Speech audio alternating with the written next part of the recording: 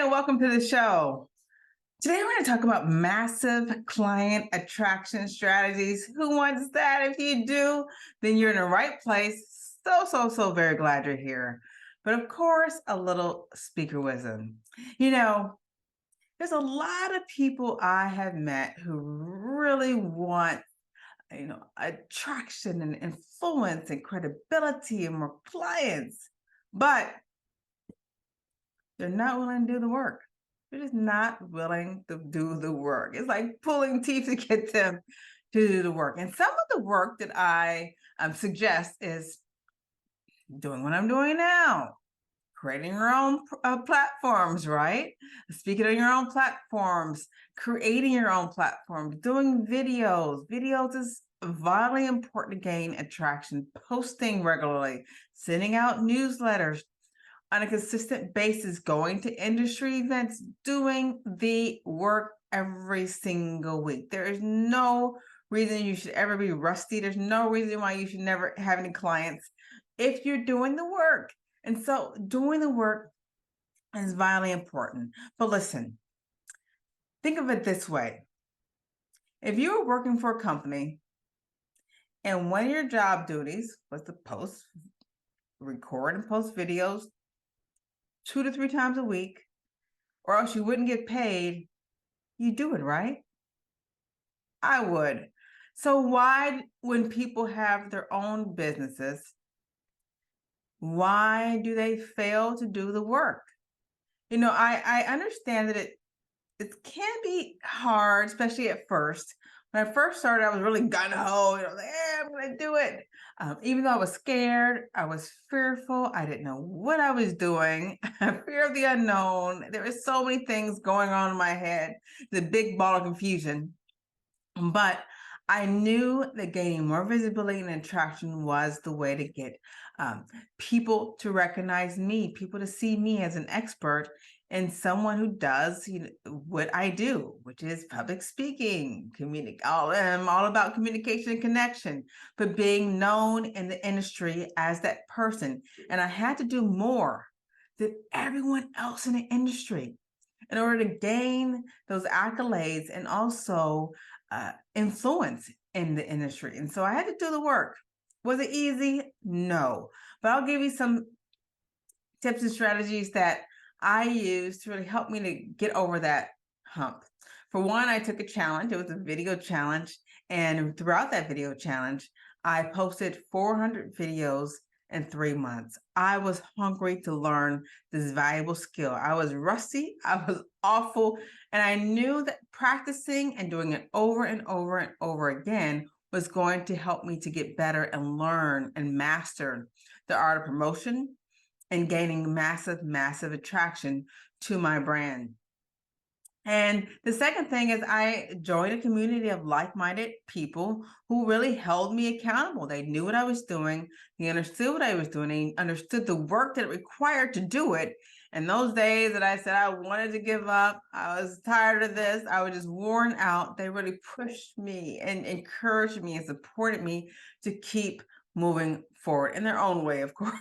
But they knew exactly what to say to push my buttons so that I knew that I couldn't back down on the challenge and I'd have to do the work. And so I'm so grateful for them, grateful for that, for those times, because it also gave me the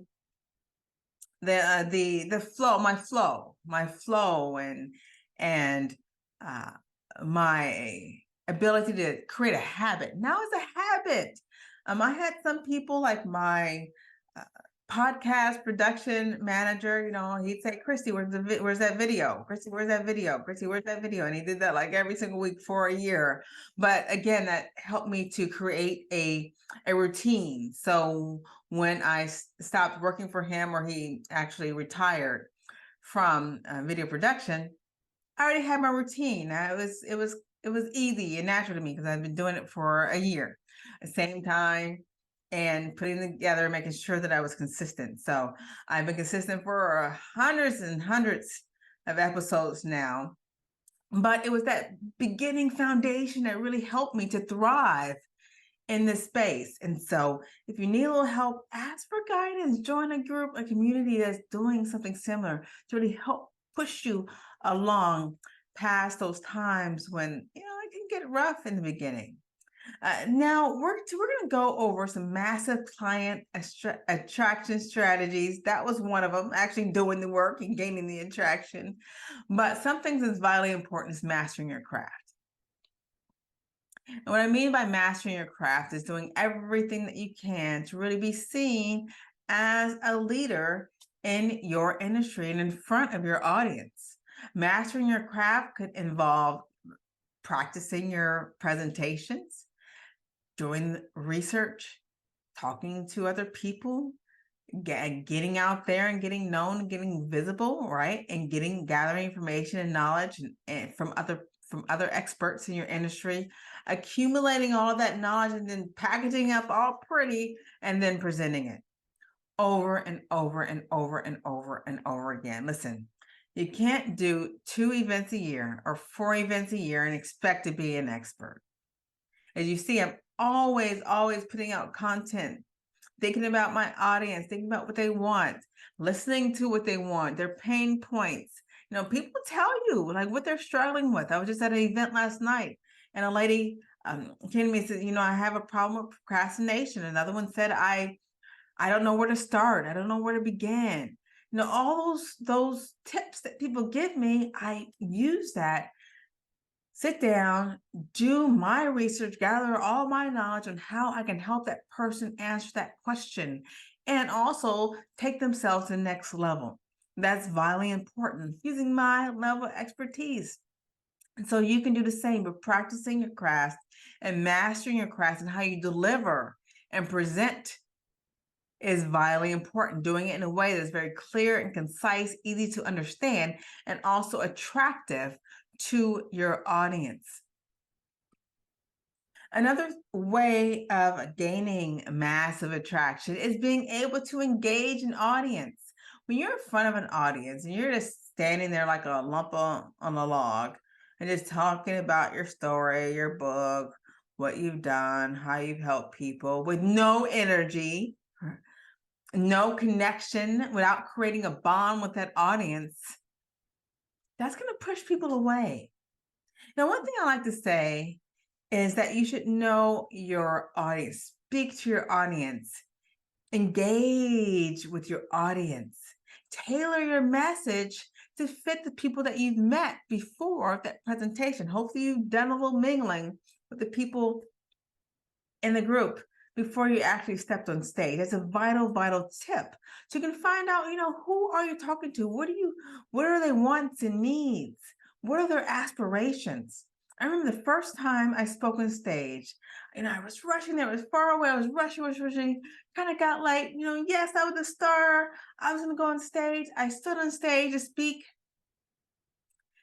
And when I was on stage, I realized that everyone in the audience had jet black straight hair. They were Japanese, from the Japanese community. I did not speak Japanese. I did not know their culture. I didn't do much information. I love the Japanese culture, a little bit that I know, but had I have done my research and known that audience, I would have gotten there early. I would have spoken to a lot of them to see, hey, do you speak English or not? I don't know if they even did. There was one point in my presentation where I made a joke and they laughed. Otherwise, I got no engagement at all as a speaker. And so I would have really loved to have engaged with that audience.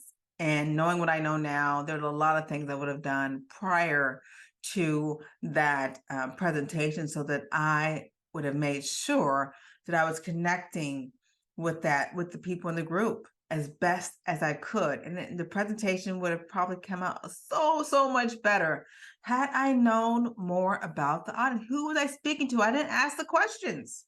I had no idea. And so knowing that, asking the event planner, who's the audience? Is the audience even tailored toward you and your offer at the end? Who's going to be there? What are their pain points? What do they need? What is their industry? All those things are going to be great for you when you're tailoring your keynote. Now, I don't require my clients to restructure their keynote for every speech, but you can do little tweaks in there and here to better connect with that particular audience, like sharing different stories, or when you talk about, maybe something you refer to something that you've heard prior to the event, maybe with someone that you connected with before, using those little story or anecdotes within your presentation is also going to be very vital. And so understanding and engaging with your audience is so very important, because that's going to lead to the end, right? The more you engage with them, the more you connect with them, the more they're going to like, know, and trust you. And people buy from those they like, know, and trust. And so at the end, when you're ready to pitch your product or offer, it's going to help benefit them. It's going to go much smoother. You're going to get more attraction and results by doing that. Now, another thing you can do when you are working toward gaining massive client attraction is tell people about your clients, right? No brainer. But I do not see this enough. I don't. If you look at my social media, you'll see that I'll have a client brag day, or I'll talk about a client, or in my newsletter, I'll share a little story here or there about people I've served, how I've helped them. And you know what? These are people who have given me permission to post, because they're so grateful how I have helped them to achieve their goal. And so why not blast that out everywhere? Tell people what you do. What clients have you helped before? Clients want to know how you've helped them. If you think about it, when you purchase a new service from someone, you want to know how, what are some of the results that you've given other people? Let's say you're hiring a new coach. I don't know, what kind of results have you given other people? And what timeline? I mean, what were some things that they had to do, or what was involved? How long was the program when they received these results? Blast your testimonials everywhere. I'm doing a new landing page for my Speak to Riches program. I'm gathering new testimonials. I have tons of testimonials, but I'm just gathering even more and asking people to make sure you send me your headshots, fill out this, survey. At the end, ask for a testimonial for my services that I provided to them. And most people are grateful. I'd say I don't think I've ever encountered someone who's not grateful to give a testimonial after I have helped them. And so testimonials are vitally important, but showcase what you do. When you showcase what you do, it allows other people to say, I want the similar results that they received. Maybe they can help me in this area. This is an area I'm struggling with. And they're more open to asking you for help. And so that's a great way to just showcase, what you do and gain attraction. But one of the best things that I can share with you is just ongoing serving. How can you do that? By webinars and free workshops. You can do that like every single week. Promote. Get people knowing more about you and giving them value, so much value. People are going to go to places they get value. And when they like you, they're going to share, tell all their friends to come. You're the person, right? And you're always sharing valuable information that's going to help them to get to the next level. That's pretty much what this is all about. And so webinars and workshops, short campaigns, small events, it doesn't have to be something elaborate, but the idea is to do it over and over and over and over again. And when you do it, showcase what you're doing. Not enough people show what they're doing. They're always doing things, but they'll just showcase maybe the promotion in the beginning. I'm promoting an event, maybe the week prior. No, showcase the event ins and outs, the back scenes, and showcase it a year later. Pull it out, more events. Always showcase and always show what you're doing on a consistent basis. Now, if you need help in this area, you know who to call. I'm more than happy to help you. But you can also go to my Speak to Riches website. It's speaktoriches.com. Go there. I have a great program, 12-week program that's really going to help guide you step by step to learning how to use your level of expertise by standing on more platforms, getting in front of more people, sharing about what you do, and serving more and more and more, and getting paid a lucrative salary for it by getting and gaining ongoing clients, which I'm sure is your goal. If that's your goal, you know who to call. You can also go to my website, beseenbeloved.com. Go to my contact page, contact me. I'm always responsive and always looking to answer any questions that you may have. But with that, my friend, that ends today's episode. But I look forward to seeing you again very, very soon, possibly same time next week. And with that, I just send you much love and success. Bye for now. Are you a professional struggling to speak confidently in front of others? Do you have trouble giving presentations or leading teams? Are you finding it difficult to sell to clients? At Be Seen Beloved, we understand the challenges you face. That's why we're here to help. With our expert guidance and training, you'll gain the confidence you need to excel in your business and career. Whether you're looking to lead groups, speak to larger audiences, or train people in your corporation, we can help. Our unique approach will not only improve your business connections and increase your income, but it will also lead to a happier and more fulfilled life. So why wait? Take the first step towards success and visit us at www.beseenbeloved.com today.